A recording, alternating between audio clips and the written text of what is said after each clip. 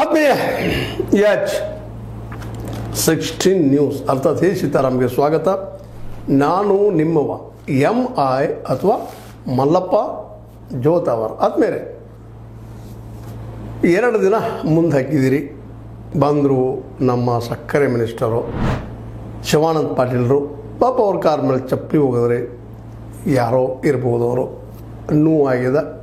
ಅವರು ತಪ್ಪು ತಿಳ್ಕೊಳ್ಳಿಕ್ಕಿಲ್ಲ. ಅವ್ರ ಮೇಲೆ ಸಾಕಷ್ಟು ಟ್ರೋಲು ಆಗ್ತಾಯಿದೆ. ಸಿದ್ದರಾಮಯ್ಯ ಮೇಲೆ, ಇನ್ನುಳಿದವ್ರ ಮೇಲೆ ಮಾಡಿರಿ.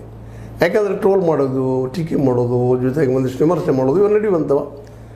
ಅದ್ರ ಜೊತೆಗೆ ಈ ಕಬ್ಬು ಬೆಳೆಗಾರರ ಒಂದು ಕಿಚ್ಚು ಬೆಳೀತಾ ಇದೆ. ಉತ್ತರ ಕರ್ನಾಟಕವನ್ನು ವ್ಯಾಪಿಸ್ತಾ ಇದೆ. ನಿಧಾನಕ್ಕೆ ರಾಜ್ಯವ್ಯಾಪಿ ಅವೆಲ್ಲ ಸಾಧ್ಯಗಳಿದ್ದಾವೆ. ಯಾಕಂದ್ರೆ ಬೆಳಗಾವಿನ ಭಾಳ ಇಂಪಾರ್ಟೆಂಟ್ ಸೆಂಟರ್ ಅದು. ಬೆಳಗಾವಿ ಕೇಂದ್ರ ಸ್ಥಳ ಕಬ್ಬು ಬೆಳೆಯೋದಕ್ಕಾಗಿ. ಆ ಎಲ್ಲ ನೆಲಗಟ್ಟಿನಲ್ಲೇ ಈ ಕಿಚ್ಚು ಹಬ್ಬದನ್ನು ನೋಡಿ ಅನೇಕ ಸ್ವಾಮೀಜಿಗಳು, ಅನೇಕರು ಗುರುಲಾಪುರಕ್ಕೆ ಬಂದು ತಮ್ಮ ಬೆಂಬಲ ಸೂಚಿಸ್ತಾ ಇದ್ದಾರೆ. ದಿನನಿತ್ಯ ನಡೆಯುತ್ತಿರುವಂಥ ಅನ್ನದಾಸೋಹಕ್ಕೆ ಒಬ್ಬರಲ್ಲೊಬ್ಬರು ಸಹಾಯ ಮಾಡ್ತಾ ಇದ್ದಾರೆ. ಅನೇಕ ರೈತರು ಅದರ ತೆರೆಮರೆಯಿಂದ ಕೆಲವೊಮ್ಮೆ ವ್ಯಾಪಾರಿಗಳು, ಇನ್ನುಳಿದವರು ಹೆಲ್ಪ್ ಮಾಡ್ತಾ ಇದ್ದಾರೆ. ಅವ್ರಿಗೆ ಎಷ್ಟು ಕೃತಜ್ಞತೆ ಹೇಳಿದರೂ ಕಡಿಮೆ. ಯಾಕಂದರೆ ಒಬ್ಬ ರೈತಗೆ ಒಂದು ಸ್ಟ್ರೈಕ್ ಮಾಡುವಂಥದ್ದು ಪಾಪ ಆರ್ಥಿಕ ಅಭದ್ರತೆಯಿಂದ ಭಾಳ ಕಷ್ಟ. ಆದರೆ ಸಂಘಟನೆ ಆದಾಗ ಭಾಳ ಸುಲಭ ಆಗ್ತದೆ. ಅಲ್ಲಿ ಬಂದು ಕೂಡಿದಂಥವ್ರು ಯಾರೂ 500ಕ್ಕೋ 1000ಕ್ಕೋ ಗಾಡಿಯಲ್ಲಿ ಹೆಚ್ಚು ಬಂದು ಕುಳಿತು ಈ ರಾಜಕಾರಣಿಗಳಿಗೆ ಮಾಡ್ತಾರಲ್ಲ ಪ್ರಚಾರ, ಅಂಥ ಜನ ಅಲ್ಲ. ನೋವಾಗಿ ಬಂದವರು, ಸಂಕಟಾಗಿ ಬಂದವರು, ಹಸುದು ಬಂದವರು, ಅನ್ಯಾಯಕ್ಕೆ ಒಳಗಾಗಿ ಬಂದವರು, ಇಲ್ಲಿ ವ್ಯವಸ್ಥೆಯಿಂದ ಅನ್ಯಾಯಕ್ಕೊಳಗಾಗಿ ಬಂದಂಥವ್ರು ಎಲ್ಲ ಕೂಡಿದ್ದಾರೆ. ಲಕ್ಷ ಕೊಡ್ತಾ ಇದ್ದಾರೆ. ಇದು ಆಡಳಿತಾರೂಢ ಪಕ್ಷಕ್ಕೆ ನಾವು ಕನ್ನಡದಲ್ಲಿ ಗಾದೆ ಮಾಡ್ತದೆ, ಹೊಟ್ಟೆ ಖಾರ ಕಲಿಸಂಗಾಗಲಿಕ್ಕತ್ತದ. ಯಾಕಂದ್ರೆ ಅವರು ಏನೋ ಪ್ರಯತ್ನ ಮಾಡ್ತಾ ಇದ್ದಾರೆ, ಒಂದು ಹಂತಕ್ಕೆ ಬರ್ತಾ ಇದೆ. ಏನು ನಡೆಸಿದ್ದಾರೆ ಗೌರ್ಮೆಂಟ. ಹಿಂದಿನ ಗೌರ್ಮೆಂಟ್ಗಿಂತ ಅಡ್ಡಿ ಇಲ್ಲಪ್ಪ, ಅಟ್ಲೀಸ್ಟ್ ಗ್ಯಾರಂಟಿ ಕೊಡ್ತಾರೆ ಅನ್ನೋ ಸಮಾಜ ಜನರು ಹೇಳಿದ. ಹೆಣ್ಣುಮಕ್ಕಳು ಸಾಕಷ್ಟು ಬಸ್ ಅಡ್ಡಾಡ್ತಾ ಸಿದ್ದರಾಮಯ್ಯ ಅವರಿಗೆ ಒಳ್ಳೆ ಕೆಲಸ ಮಾಡಿದ್ರು. ಒಂದು ಬಡ ಹೆಣ್ಣುಮಕ್ಕಳು, ಶ್ರೀಮಂತರು ಅಂತಿರ್ಬೋದಿಲ್ಲ ಅಂದರೆ ತಪ್ಪು ಮಾಡಿದರು ಅಂತಾರೆ. ಸ್ವತಂತ್ರವಾದ ಮೀಡಿಯಾಗೆ ಬೇಕಾಗಿರುವುದು ಸ್ವತಂತ್ರ ಧ್ವನಿ. ಆ ಸ್ವತಂತ್ರ ಧ್ವನಿ ಉಳಿಸಲು ನೀವು ಮಾಡಬೇಕಾದದ್ದು ಇಷ್ಟೇ. ಅದೇನಪ್ಪಾ ಅಂತಂತಂದ್ರೆ ನಿಮ್ಮ ಕೈಲಾದಷ್ಟು ಸಹಾಯ ಈ ಚಾನಲ್ಗೆ ಮಾಡಿ ಹಾಗೂ ನಿಮ್ಮ ಧ್ವನಿಯನ್ನು ಕಾಪಾಡಿಕೊಳ್ಳಿ. ಆದರೆ ಒಂದಿಷ್ಟು ಒಳ್ಳೆಯ ಕೆಲಸಗಳಾಗಿದ್ದಾವೆ. ಅದನ್ನು ನಾವು ಹೌದು ಅದನ್ನು ಪೆಟ್ಟಾಗ್ಯದನೋ ಇಲ್ಲೋ. ಈಗಾಗಲೇ ಅವರು ಕಾಂಗ್ರೆಸ್ಗರು ಹೇಳ್ತಾರೆ ಇಲ್ಲ ಜನಕ್ಕೆ ಲಾಭ ಆಗಿದೆ, ಆರ್ಥಿಕ ವ್ಯವಸ್ಥೆ ಒಂದು ಹಡಿಗೆ ಬಂದಿಂತಂತ ಅವ್ರು ಅಂತಾರೆ. BJP ಅದನ್ನು ವಿರೋಧ ಮಾಡ್ತಾರೆ, ಇಲ್ಲ ಹಾಳಾಯಿತು ನಮ್ಮ ಎಕಾನಮಿ ಎಲ್ಲ ಅಂತೇಳಿ. ಈ ಎಲ್ಲ ನೆಲೆಯಲ್ಲಿ ಒಬ್ಬರೊಬ್ಬರು ಟೀಕೆ ಮಾಡ್ತಾರೆ ಹೇಳಿದ್ದಾರೆ. ಈಗೂ ಸಹಿತ ನಮ್ಮ ಸಿದ್ದರಾಮಯ್ಯನವರು ಕೇಂದ್ರದ ಮೇಲೆ ಹಾಕ್ತಾ ಇದ್ದಾರೆ. ಕೇಂದ್ರದ ಅವ್ರು ಡಿಸೈಡ್ ತೊಗೊಳ್ಬೇಕು ಅಂತೇಳಿ. ಇದು ಕಾನ್ಕ್ರೀಟ್ ಲಿಸ್ಟ್. ಇವ್ರು ಡಿಸೈಡ್ ಡಿಸಿಷನ್ ತೊಗೊಳಿಕ್ಕೆ ಬರೋದಿಲ್ಲ ಅಂತಲ್ಲ. ನಮ್ಮ ಏನಪ್ಪ ಅಂದ್ರೆ ಸಿದ್ದರಾಮಯ್ಯನವ್ರು ಯಾಕೆ ಸ್ಟೇಟ್ ಗೌರ್ಮೆಂಟ್ ಶಕ್ತಿ ಅಲ್ವಾ, ಕನ್ಕರೆಂಟ್ ಲಿಸ್ಟ್ ಆಗದೆ ಅದು. ಅದೇ ಎರಡೂ ಕಡೆ ಬರ್ತದೆ, ಸ್ಟೇಟ್ ಮತ್ತು ಸೆಂಟ್ರದಾಗ ಬರ್ತದೆ. ಅಂದರೆ ಸ್ಟೇಟದಾಗ ತಿಳಿದಂಥ ಹಾದಿಗಳನ್ನು ಈ ಒಂದು ಶುಗರ್ ಫ್ಯಾಕ್ಟ್ರಿ ಲಾಬಿಯನ್ನು ಒಪ್ಪಿಸಿ ತೊಗೊಳ್ಳಿಕ್ಕೆ ಬರ್ತದೆ. ಬರೋದಿಲ್ಲ ಅಂತ ಏನಿಲ್ಲ. ಬರೋದಿಲ್ಲ ಅಂದರೆ ಬರೋದಿಲ್ಲ, ಇಲ್ಲಾಂದರೆ ಇಲ್ಲ. ನೋಡಿರಿ ಎಂಥದ್ದು ಪರಿವರ್ತನೆ ಮಾಡಿದ್ರು ನಮ್ಮ ಮೋದಿಯವರು. ಯಾಕಂತಂದ್ರೆ ಸ್ವತಃ chief justice of India Chandrachud ಅವರು ಹೇಳಿದರು, ಇಲ್ಲ ಚುನಾವಣಾ ಆಯೋಗದ ಹೆಡ್ ಅದಕ್ಕೆ ಆಯ್ಕೆಗೆ ಪ್ರಧಾನಿ, ವಿರೋಧ ಪಕ್ಷದ ನಾಯಕ ಮತ್ತು ಜೊತೆಗೆ ನ್ಯಾಯಾಂಗದ ಹೆಡ್ ಬರಬೇಕಂತ ಹೇಳಿದರು. ಆದರೆ ಅದನ್ನು ಚೇಂಜ್ ಮಾಡಿ ಹೋದ್ರು. ಎಂಥದ್ದನ್ನು ಅಂದ್ರೆ ಅಷ್ಟು ಶಕ್ತಿ ಅದ ಶಾಸಕಾಂಗಕ್ಕೆ. ಆ ಶಕ್ತಿಯನ್ನು ಇವರು ನಮ್ಮ ಸಿದ್ದರಾಮಯ್ಯ ಬಳಸಬೇಕು, ರೈತರಿಗೆ ಇದನ್ನು ಮಾಡಿಕೊಡ್ಬೇಕು. ಮತ್ತು ಇನ್ನೊಂದು ತಿಳ್ಕೊಬೇಕು, ಸಿದ್ದರಾಮಯ್ಯನವರು ನೀವು 3500 ಕೊಡೋದು ದೊಡ್ಡದಲ್ಲ ರೀ. ಇದು ದೊಡ್ಡದು ಅಲ್ವೇ ಅಲ್ಲ. ಸುಮ್ಮನೆ ರಿಕವರಿ ಅದು ಇದು ಏನೋ ಸುರುಗಿಸುತ್ತಾ ಇದ್ದೀರ. ಅದನ್ನು ಸುರುಗಿಸೋದು ಅವ್ರು ಬೆಳೆದಕ್ಕೆ ಎಷ್ಟು ಖರ್ಚು ಮಾಡ್ತಾರೆ ಒಂದು ಎಕರೆಗೆ, ಅವನ ಪರಿಸ್ಥಿತಿಯನ್ನು, ಆರ್ಥಿಕ ಪರಿಸ್ಥಿತಿಯನ್ನು, ಅವ್ನು ಸಾಲ ಹಿಡಿದು ಮಾಡ್ತಾನೆ, ಹೆಂಗೆ ತರ್ತಾನೆ. ಪ್ರತಿಯೊಬ್ಬ ರೈತರು ಸಾಲದಲ್ಲಿದ್ದಾರೆ. ಕಬ್ಬು ಬೆಳೆಗಾರ ಇರ್ಬೋದು, ಇನ್ನೂ ಸಣ್ಣ ರೈತರು ಇರ್ಬೋದು. ಸಾಲ ಮುಡಿಸಿದ್ದು ಇಲ್ಲ. ಮತ್ತು ಈಗ ನಿಮ್ಗೆ ಗೊತ್ತಿರಲಿ, ನಮ್ಮ ದೇಶದ ಪಾರ್ಲಿಮೆಂಟ್ದಲ್ಲ ಹೇಳಿದೆವು, ನಮ್ಮ ರೈತನ ದಿನದ ಆದಾಯ 27 ರೂಪಾಯಿ. ಸುಧಾ ಅಲ್ಲಿ ಪಾರ್ಲಿಮೆಂಟ್ದಲ್ಲಿ ಕೃಷಿ ಮಿನಿಸ್ಟರ್ ಹೇಳಿದಂಥ ದಾಖಲೆಗಳಿದ್ದಾವೆ. ಅಂಥ ಪರಿಸ್ಥಿತಿ ತಿಂಗಳಿಗೆ 3000, 4000, 5000, 6000 ಒಳಗೆ 3000 ಮೇಲೆ ಪೇಮೆಂಟ್ ಅವ್ರು ಬೀಳುವಂಥದ್ದು. ಇಡೀ ಕುಟುಂಬಕ್ಕೆ, ಒಬ್ಬೊಬ್ಬರಿಗೆ ಅಲ್ಲ. ಅದೇನು ಒಬ್ಬರಿಗೆ ಬೀಳ್ತಂತ ತಿಳ್ಕೊಂಡು ಒಬ್ಬೊಬ್ಬರ ಮನೆಯಾಗ ಹತ್ತು ಬಂದಿದ್ರೆ ಚಲೋ ಇದ್ರಲ್ಲಿ ಅವ್ರದ್ದು ನಾವು ಹೇಳ್ಬೋದು, ಇಲ್ಲ ಅಂತಲ್ಲ. ಅದರ ಪರಿಸ್ಥಿತಿ ಹೇಗದ ಸುಮ್ಮನೆ ಅವ್ರಿಗೆ ಗೊತ್ತಾಗೋದಿಲ್ಲ. ಯಾಕಂತಂದರೆ ಭೂಮಿ ಇರ್ತದೆ, ಭೂಮಿ ಸೌಗಳಿಗೆ ಗೊತ್ತಾಗೋದಿಲ್ಲ.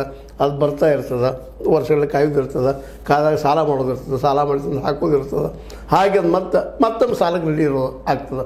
ಹೀಗಾಗಿ ಕಳೆದ 2000ರಿಂದ 2025ರವರೆಗೆ ಒಂದು ಅಂದಾಜಿನ ಪ್ರಕಾರ 55 ಲಕ್ಷ ರೈತರು ಆತ್ಮಹತ್ಯೆ ಮಾಡ್ಕೊಂಡಿದ್ದಾರೆ.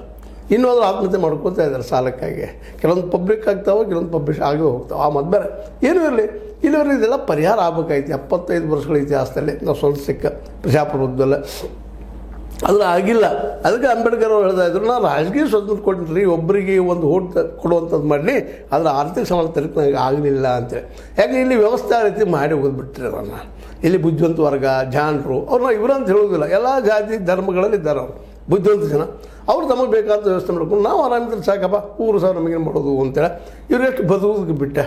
ಈ ಜೋರಾಗಿ ಹುಲಿ ಮ್ಯಾಲೆ ಬರ್ತಿರ್ತದೆ, ಒಂದು ತುಂಡು ಏನೋ ಹೋಗಿ ಬಿಡೋದು, ಅಲ್ಲಿ ತಿಳ್ಕೊಂಡು ನಿಂತು ಬಿಡ್ತದೆ. ಅದು ಅಷ್ಟು ಮಾಡ್ಕೊಂಡು ತಮ್ಮ ಆಡಳಿತ ನಡೆಸ್ಕೊಂಡು ಹೊರಟಿದ್ದಾರೆ. ಇದು ನಿಮಗೆ ಗೊತ್ತಿದ್ದ ವಿಷಯ ಇರೋದು.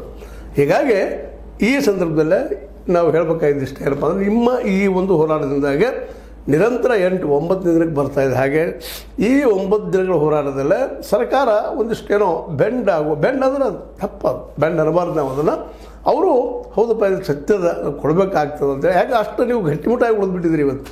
ನಿಮ್ಮ ಸ್ಟೇಜನ್ನು ಬಿಟ್ಟು ಕೊಡ್ತಾ ಇಲ್ಲ ನಾವು ಹೇಳುವುದೇ ಇಲ್ಲ ನಿಮ್ಮ ಜೊತೆಗೆ ಬರೋದಿಲ್ಲ. ಇದು ಭಾಳ ಒಳ್ಳೆಯ ನಿರ್ಧಾರ. ನಾವು ನಿಮ್ಮನ್ನ 4 ಗೋಡೆಗಳ ಮಧ್ಯದಲ್ಲಿ ಬಂದು ಕುಳಿತು ಮಾತಾಡೋದಿಲ್ಲ, ಕರೆಕ್ಟ್ ಅದು. ಯಾಕಂದ್ರೆ ಅಲ್ಲಿ ಏನೇನೋ ಮಾಡ್ತಾರೆ, ಒಂದು 10-20 ಮಂದಿ ಬುದ್ಧಿವಂತ ಇರ್ತಾರೆ ರೈತರಲ್ಲೇ. ಅವ್ರಿಗೂ ಅನ್ನಿಸ್ತದೆ ನಾವ್ಯಾಕೆ ಕೆಟ್ಟ ಆಗಬೇಕಾಗಿದ್ದೆಲ್ಲ ಇಡೀ ರೈತ ಸಮುದಾಯಕ್ಕಾಗಿ ಅಂತ ಅವ್ರಿಗೆ ಭಾವ ಬರ್ತದೆ. ಅದಕ್ಕಿಂತ ಓಪನ್ ಆಗಿ ಡಿಸ್ಕಷನ್ ಮಾಡೋಣ. ಒಂದು ವೇಳೆ ನಮ್ಮ ಶುಗರ್ ಫ್ಯಾಕ್ಟ್ರಿ ಅವ್ರಿಗೆ ಲಾಸ್ ಆಗ್ತಿದ್ರೆ ಹೇಳಿ, ಅವ್ರು ಎಲ್ಲಿ ಲಾಸ್ ಆಗ್ತದೆ ತುಂಬಿಕೊಂಡು ರೈತರ ಕುಡ್ಕೊಂಡು ಅವ್ರು ಹೇಗೆ ಲಾಸ್ ಮಾಡೋಣ. ಅವರು ಸಾಲ ಮಾಡಿರ್ತಾರೆ, ನೀವು ಸಾಲ ಮಾಡಿರ್ತೀರಿ. ಇಲ್ಲೇ ಅವ್ರಿಗೆ ಬದುಕಲ್ಲದು. ಗಂಟು ಮಾಡುವಂಥ ಆಸೆ ಇನ್ನಷ್ಟು ಬೆಳಿಬೇಕು, ರಾಜಕಾರಣಿ ಆಗಬೇಕು, ಮುಖ್ಯಮಂತ್ರಿ ಆಗಬೇಕು, ಈ ಶುಗರ್ ಫ್ಯಾಕ್ಟ್ರಿ ಲಾಬಿಯಿಂದ ಬೆಳಿಬೇಕು ಅಂತ ಇರ್ತದೆ. ಇದು ನಿಮ್ಮದು ಹಂಗಲ್ಲ ರೈತರದು. ನೀವು ದುಡಿದು ಗಳಿಸಿ ಅದ್ರ ಬದುಕಬೇಕು, ಮನೆಯಲ್ಲಿ ನಡೆಸಬೇಕು. ಎಷ್ಟೋ ಕುಟುಂಬಗಳಲ್ಲ ಪಾಪ ರೈತ ಕೆಲಸಗಾರರು ತಮ್ಮ ಮಕ್ಕಳು ಮತ್ತೆ ರೈತಾಪಿಗೆ ಹಚ್ಚೋದು, ಮತ್ತೆ ಹಚ್ಚೋದು, ಕೂಲಿಗೆ ಹಚ್ಚೋದು ನಾವು ನೋಡ್ತಾ ಇದ್ದೀವಿ. ಇವತ್ತಂತ ಬೆಲೆ ಏರಿಕೆ ಮಾತಾಡೋಗಿಲ್ಲ, ಗೊಬ್ಬರದ ಏರಿಕೆ, ಮತ್ತೊಂದು ಏರಿಕೆ, ಇವೆಲ್ಲ ವಿಚಾರ ಮಾಡಿದಾಗ ಈಗ ನೀವು ಹಲವು ಸಲ ಚರ್ಚೆ ಮಾಡಿದ್ದೀರಿ. ಅದನ್ನು 1 ಟನ್ ಕಬ್ಬಿಗೆ ನೀವು ಮಿನಿಮಮ್ ಏನಿಲ್ಲ ಅಂದರೂ 4,000-5,000 ರೂಪಾಯಿ ಖರ್ಚು ಬಂದಿರ್ತದೆ. ಆದರೂ ನೀವು ಪ್ರತಿ ಟನ್ನಿಗೆ 1,000-1,500 ರೂಪಾಯಿಗಳನ್ನು ನೀವು ತ್ಯಾಗ ಬಿಡ್ತಾ ಇದ್ದೀರಿ. ಅದು 3,500 ಕೊಟ್ಟರೆ. ಇನ್ನು 3,000, 2,500, 2,900 ಕೊಟ್ರಂತೆ ಅದು ಕೇಳೋಗಿಲ್ಲ. 2,000 ಲಾಸ್ ಅದ. ಬೇಕಂದ್ರೆ ಇವತ್ತು ಕ್ಯಾಲ್ಕುಲೇಷನ್ ಮಾಡೋದು ನೀವು ನಿಮ್ಮ ಅನುಭವಗಳನ್ನ ಬಂದು ಅಧಿಕಾರ ಜೊತೆ ಮಾತಾಡ್ರಿ, ಶುಗರ್ ಫ್ಯಾಕ್ಟ್ರಿ ಜೊತೆ ಮಾತಾಡ್ರಿ, ಗೊತ್ತಾಗ್ತದೆ ನಿಮ್ಗೆ ಏನು ಖರ್ಚು ಬರ್ತದಪ್ಪ. ಇವೆಲ್ಲ ರೈತರಿಗೂ ಅನುಭವ ಅದಾವೆ.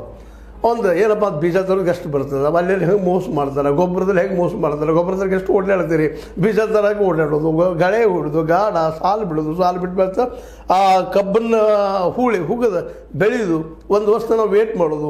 9 ತಿಂಗಳಿಗಾದರೂ ನಿಮ್ಗೆ ಇಳುವರಿ ಬರೋದಿಲ್ಲ, 14 ತಿಂಗಳಿಗಾದರೂ ಇಳುವರಿ ಬರೋದಿಲ್ಲ, 12 ತಿಂಗಳೇ ನೀವು ಅದನ್ನು ಫ್ಯಾಕ್ಟ್ರಿಗೆ ಕಳಿಸಲೇಬೇಕು. ಆ ಸಮಯದಲ್ಲಿ ಫ್ಯಾಕ್ಟ್ರಿ ತೊಗೊಳ್ಳೋಂಗಿಲ್ಲ, ಆದಷ್ಟು ಲೇಟ್ ಮಾಡ್ತಾಯಿದ್ದಾರೆ. ಲೇಟ್ ಆದ್ರೆ ಮ್ಯಾಲೆ ಹೂ ಬಿಡ್ತದೆ, ಬಟ್ ಹೊಳ್ಳ ಆಗ್ತದೆ. ಇದೆಲ್ಲ ನೋವುಗಳು. ಮತ್ತು ಜೊತೆಗೆ ಕಟಾವು ಮಾಡೋದು ತೊಂದರೆ, ಬೀಜ ಬಿತ್ತು ಮತ್ತು ಆಳಂತ ಹಚ್ಚುವಲ್ಲಿ ಅದು ಸಾಮಾನ್ಯ ಇಲ್ಲ. ಕೆಲವೊಮ್ಮೆ ಆಳುಗಳು ಸಿಗುವುದಿಲ್ಲ, ಬರಪ್ಪ ಕೆಲಸಕ್ಕೆ ಬರಲಿ ಅಂದರೆ ಬರುವುದಿಲ್ಲ, ಬೆನ್ನತ್ಬೇಕು ಅವ್ರಿಗೆ. ಹೀಗಾಗಿ 3 ಸಲ ಕಸ ನೀರ ಅವ್ರು ನಿರಂತರ ಗೊಬ್ಬರ ಹಾಕ್ಕೊಳ್ಳೋದು ಮಾಡೋದು. 1 ವರ್ಷದ ಮನೆ 4-5 ಜನ ಅದು ಬೆನ್ನತ್ಬೇಕಾಗ್ತದೆ. 2 ದನಗಳನ್ನ ಸಾಕೊಂಡು ಬೆನ್ನತ್ಬೇಕಾಗ್ತದೆ.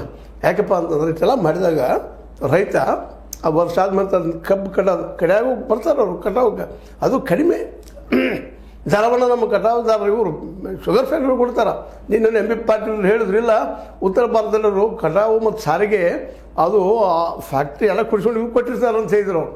ಕರೆಕ್ಟ್ ಇರಲಿ, ನಿಮ್ಮದು ಖರೆ ಇರ್ಬೋದಿಲ್ಲ ಅಂತಲ್ಲ, ಆದರೆ ಇಲ್ಲಿ ನೀವು ಅದನ್ನು ಕೊಟ್ಟು ನೀವು ಅದನ್ನು ಏನು ಎಷ್ಟು ಲಾಭ ಮಾಡಿಕೊಡ್ತಾಯಿದ್ದೀರಿ ರೈತರಿಗೆ. ಇವತ್ತಿಗೂ ಒಬ್ಬ ರೈತ ಕೇವಲ ಈ ಕಬ್ಬು ಇದಕ್ಕೆ ಕಳಿಸಿ ಎಲ್ಲೇ ಒಂದು 10-20 ಎಕರೆ ಕಪ್ಪು ತಿಂತ ವ್ಯಕ್ತಿ ಈ ಫ್ಯಾಕ್ಟ್ರಿ ಕಳಿಸಿ ಕೋಟ್ಯಾಧೀಶ ಆಗಿದ್ದಾನ. ಭೂಮಿಗೆ ನೀವು ಬೆಲೆ ಕಟ್ಟಬೋದಿಲ್ಲ ಅಂತಲ್ಲ, ಆದರೆ ಒಂದು ದುಡಿಮೆಗೆ ಆದರೆ ಭೂಮಿನೂ ಸಹ ಸವಕಳಿ ಆಗ್ತಾ ಇರ್ತದೆ. ಇಂಥ ಎಲ್ಲ ವಿಷಯಗಳು ನೀವೆಲ್ಲ ಚಿಂತನೆ ಮಾಡಿ ಇವತ್ತು ಗಟ್ಟಿಯಾಗಿ ನಿಂತಿದ್ರಿ. ಗಟ್ಟಿಯಾಗಿ ನಿಂತಿದ್ದಕ್ಕಾಗಿ ಸಚಿವರು ಬರ್ತಾಯಿದ್ದಾರೆ, ಎಲ್ಲರೂ ಬರ್ತಾಯಿದ್ದಾರೆ. ಮೋಸ್ಟ್ಲಿ ನಿಮ್ಮ 3,500 ಒಪ್ಪಬಹುದು ಅನಿಸ್ತದೆ. ಯಾಕಂದ್ರೆ ಶುಗರ್ ಕಡೆಗೆ 3,400 ಬರಬಹುದೇನೋ, ಅದನ್ನು ರೈತರು ಯಾವ ರೀತಿ ಸ್ವೀಕಾರ ಮಾಡ್ತಾರೆ ಅವ್ರಿಗೆ ಬಿಟ್ಟಿದ್ದ ವಿಷಯ. ಇನ್ನೂ 2 ಸ್ಟೆಪ್ ಅವ್ರು ಚರ್ಚೆ ಮಾಡೋರ ಜೊತೆಗೆ 3,200 ಇನ್ನು 3,300 ಅಂತಾರೆ, ಬೇಡ 3,400 ಅಂತಾರೆ. ಇನ್ನು 3,500 ಬೇಕೇ ಬೇಕು ಅನ್ನೋಂಥ ಹಠ ನೀವು ಹಿಡಿದು ಅದು ಏನಾಗ್ಬೋದು ರಿಸಲ್ಟ ಈಗ ಹೇಳಿದ ಹೋದ್ರೂ ಸಹಿತ ಅದರಿಂದ ಇಬ್ಬರಿಗೂ ಲಾಸ್ ಅದು ಪ್ರಾಫಿಟ್ ಅದು. ಯಾಕಂದ್ರೆ 3,500 ಒಂದು ಸಮಾಧಾನಕರ ಬಹುಮಾನ ಅಷ್ಟ, ಆದರೆ ಶಾಶ್ವತ ಪರಿಹಾರ ಅಲ್ಲ ಅನ್ನೋದು ನಾವು ಎಲ್ಲರೂ ತಿಳ್ಕೊಬೇಕಾಗ್ಯದ. ಆದರೂ ಸಹಿತ ರೈತರು ಈ ಸಲ ಮಾತ್ರ ಅನಿವಾರ್ಯ ಆಗ್ಯದ. ಗಾಡಿ ಹತ್ತಿದೆ ಅವ್ರಿಗೆ ಲಾಸ್ ಆಗಿ ಜೀವನ ಸಾಲದಲ್ಲಿ ಉದ್ಯಾನ ಸಾಕಾಗ್ಯದ. ಎಂದೂ ಒಂದು ದೂರ ಪ್ರವಾಸ ಹೋಗುವಂಥ ಪರಿಸ್ಥಿತಿ ಇಲ್ಲ, ಮಕ್ಕಳಿಗೆ ಹೈಯರ್ ಎಜುಕೇಷನ್ ಕಲಿಸುವಂಥ ಸ್ಥಿತಿ ಒಳಗಿಲ್ಲ. ತಮ್ಮ ಒಬ್ಬ ರೈತ ಸಾಮಾನ್ಯ 1 ಎಕರೆ 2 ಎಕರೆ ರೈತ ಎಲ್ಲಾದರೂ ನೀವು MBBS ಇವತ್ತು ಈ ಕಲಿಸುವಂಥ ಸ್ಥಿತಿಯೊಳಗೆ ಇದ್ದಾನ ಅನ್ನುವಂಥದ್ದು, ಹೈಯರ್ ಎಜುಕೇಷನ್ ಕಲಿಸುವಂಥ ಸ್ಥಿತಿಯೊಳಗೆ ಇದ್ದಾನ ಅನ್ನುವಂಥದ್ದು.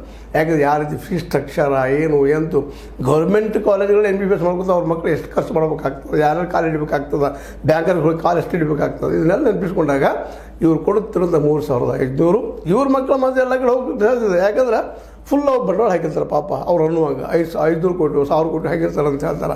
ಅದು ಲೋನ್ ನಮ್ಮ DCC ಬ್ಯಾಂಕಿನ ತೊಗೊಳ್ತಾ ಇರ್ತಾರೆ ಅಂತ ಇನ್ನೊಂದು ಎಲ್ಲಿ ತೊಗೊಳ್ತಾ ಇರ್ತಾರೆ.